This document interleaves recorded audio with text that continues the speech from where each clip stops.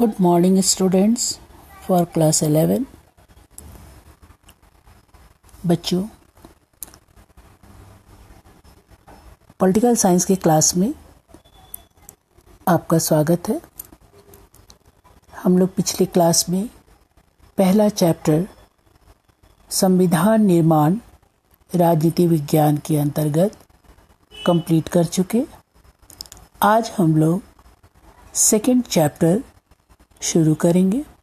Second chapter है आपका मौलिक अधिकार व कर्तव्य, फंडामेंटल राइट्स एंड ड्यूटी। बच्चों, मौलिक अधिकार से संबंधित भारतीय जनता की अनिवार्य स्वतंत्रताओं का अधिकार प्रपत्र माना जाता है हमारे संविधान के अंतर्गत। मौलिक अधिकार के बावजूद, इस तथ्य के बावजूद जो भारतीय जनता की अनिवार्य स्वतंत्रता का अधिकार प्रपत्र के अंतर्गत भी हम देख सकते हैं कि राज्य द्वारा उन पर औचित्यपूर्ण प्रतिबंध लगाए जा सकते हैं तथा राष्ट्रीय संकट के समय राष्ट्रपति जनता की सभी क्रियाओं को स्थगित कर सकता है। तो मौलिक अधिकार की जो सूची है वो पर्याप्त रूप में न्याय की कसौटी पर कसी जा सकती है। हम यहाँ पर देख सकते हैं कि संविधान में वर्णित मौलिक अधिकार उन पर लगाए जाने वाले संबंधित प्रतिबंध के संबंध में नेहरू ने कहा कि संविधान की अंतरात्मा है मौलिक अधिकार। तो इस तरह से एक विद्वान ने तो यहाँ तक भी कहा है कि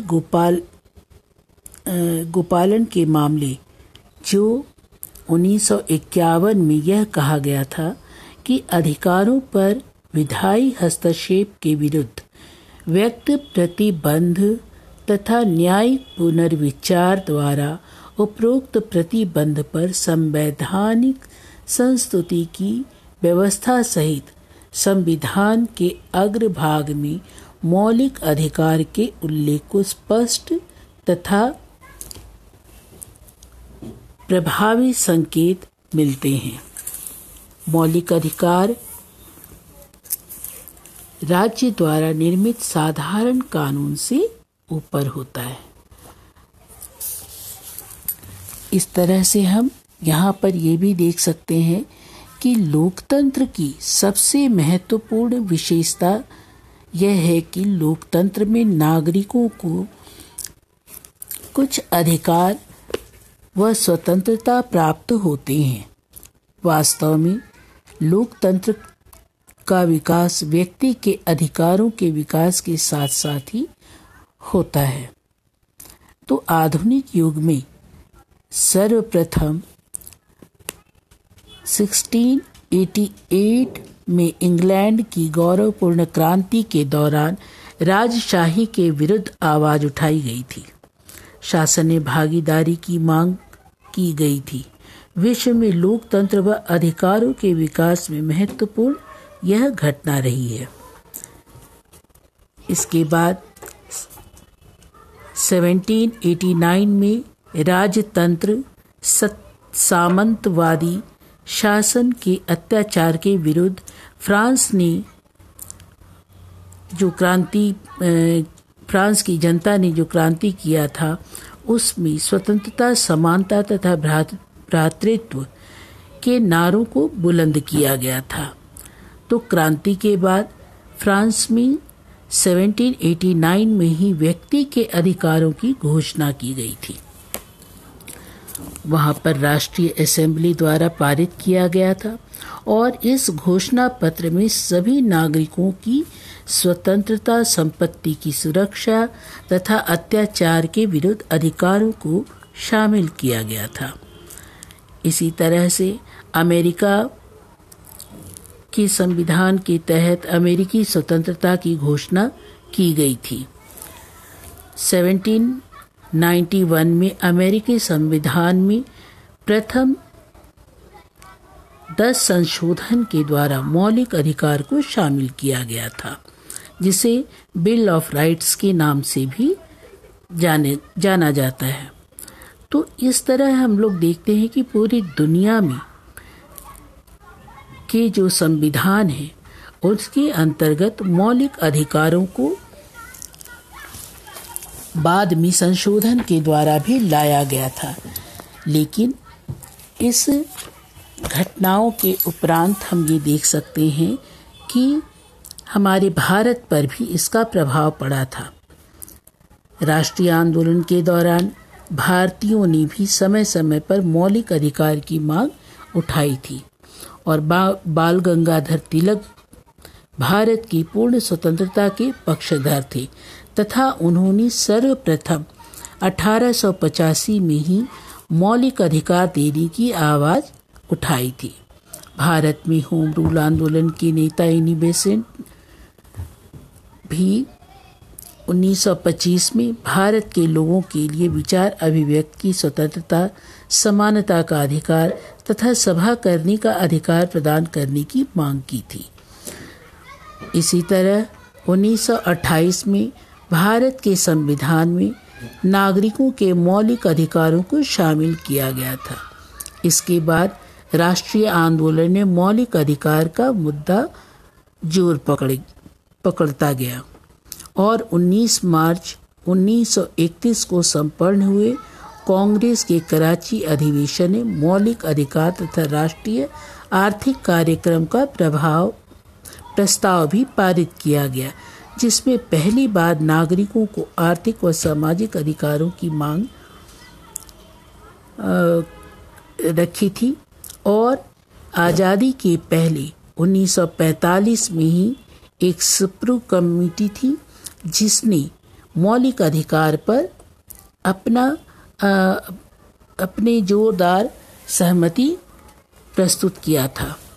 आज़ादी के बाद संविधान सभा ने मौलिक अधिकारों पर विचार करने के लिए सरदार पटेल की अध्यक्षता में एक कमेटी का गठन किया गया और इस कमेटी में प्रस्तावित मौलिक अधिकार पर संविधान सभा में विचार विमर्श किया गया। भारत के नए संविधान के भाग 3 में मौलिक अधिकार को शामिल कर लिया गया। तो इस तरह से हमारे भारत के संविधान के अंतर्गत भाग 3 में हमारे मौलिक अधिकार को शामिल किया गया है। इस तरह हम ये भी देख सकते हैं कि हमारे अधिकार के अर्थ व महत्व क्या है। सभी लोकतांत्रिक देशों में नागरिकों को अपने व्यक्तित्व के विकास के लिए कुछ अधिकार दिए जाते हैं। इस संबंध में लास्की ने कहा है कि अधिकार सामाजिक जीवन की वो परिस्थितियां हैं जिसके बिना कोई भी व्यक्ति अपने व्यक्तित्व का सर्वोच्च विकास नहीं कर सकता है। साधारण शब्दों में हम कह सकते हैं कि अधिकार राज्य के कानून द्वारा मान्य नागरिकों को प्राप्त कुछ सुविधाएं हैं जो उनके विकास के लिए आवश्यक है। आमतौर पर सभी लोकतांत्रिक देशों में इस अधिकार को न्यायपालिका द्वारा संरक्षण प्रदान किया जाता है। इसके महत्व को हम कुछ बिंदुओं के आधार पर देख सकते हैं कि इसके महत्व क्या है। पॉइंट वाइज भी देख सकते हैं। इसके महत्व के संबंध में पहला पॉइंट हम देखेंगे कि अधिकार इसलिए आवश्यक है कि उसके बिना नागरिकों के व्यक्तित्व का सम्यक विकास नहीं हो सकता है।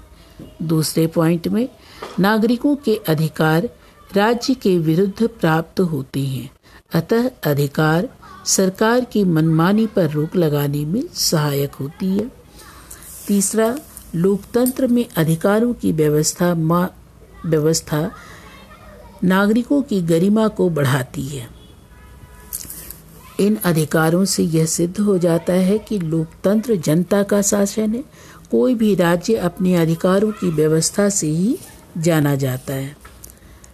नेक्स्ट पॉइंट है, अधिकार लोकतंत्र को सफल बनाने तथा उसे मजबूत बनाने के लिए आवश्यक होता है। अधिकार ही नागरिकों को राजनीतिक प्रक्रिया में भाग लेने तथा भावनाओं की अभिव्यक्ति को अवसर प्रदान करते हैं। यदि किसी देश के नागरिक को मौलिक अधिकार प्राप्त नहीं है तो वहाँ लोकतंत्र सफल नहीं हो सकता है। तो भारतीय संविधान में मौलिक अधिकार के तहत बहुत सारे अधिकारों को संविधान के भाग 3 में अनुच्छेद 12 से 35 में मौलिक अधिकारों को बताया गया है। इन अधिकारों दो अर्थ में मौलिक अधिकार कहा जा सकता है। पहला, कानूनी दृष्टिकोण से, जिसके अंतर्गत भाग 3 में दिए गए अधिकार मौलिक अधिकार वो हैं क्योंकि उनका समावेश देश के मौलिक कानून संविधान में किया गया है। और दूसरा जो है मौलिक अधिकार, उसके संबंध में ये कहा गया है कि वैचारिक दृष्टिकोण, जिसके अनुसार भाग 3 के अधिकार मौलिक अधिकार है क्योंकि ये व्यक्ति के व्यक्तित्व के विकास के लिए मौलिक परिस्थितियां हैं। इसके बिना व्यक्तित्व का विकास नहीं हो सकता है। तो इस तरह से भारतीय संविधान में वर्णित मूल अधिकार जो हैं वो, ऐसे तो हमारे जितने भी संविधान में चीज़ें को रखी गई हैं, कानूनों को लाया गया है, दुनिया के सभी देशों के अच्छी चीज़ों को चुन करके रखा गया है। तो इसलिए भारत का संविधान सबसे विस्तृत और बड़ा भी हो जाता है। तो भारतीय संविधान के अंतर्गत जो मूल अधिकार लिए गए हैं वो वस्तुतः अमेरिका के संविधान से प्रभावित है। तो इस तरह उसमें संविधान जो है हमारे मौलिक अधिकार के अंतर्गत पहला लिखित संविधान है जिसे मौलिक अधिकारों का समावेश किया गया है। अमेरिका के संविधान में प्रथम 10 संशोधन के द्वारा जिसे लाया गया था, उसके संविधान बहुत सारे देशों में संविधान तो बन गए, लेकिन कुछ बाद में संशोधनों के आधार पर प्रायः देशों में मौलिक अधिकार को लाया गया। तो संविधान के भाग 3 में राज्य का अर्थ भारतीय संविधान में मौलिक अधिकार के संबंध में राज्य का जो कानूनी अर्थ दिया गया है वह राज्य के प्रचलित अर्थ से अलग है। तो भारतीय संविधान के अनुच्छेद 12 से 35 के अंतर्गत वर्तमान में 6 मौलिक अधिकार का उल्लेख किया गया है, जिसको हम लोग एक एक करके देखेंगे।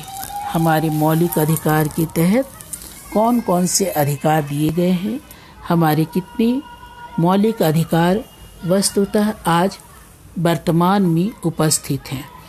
तो इन सब चीज़ों को देखते हुए हम मूल अधिकार या मौलिक अधिकार को या फंडामेंटल राइट्स एंड ड्यूटी जो हमारा चैप्टर है, इसके अंतर्गत हम नेक्स्ट क्लास में और भी इसके अलग अलग अधिकारों के बारे में जानेंगे।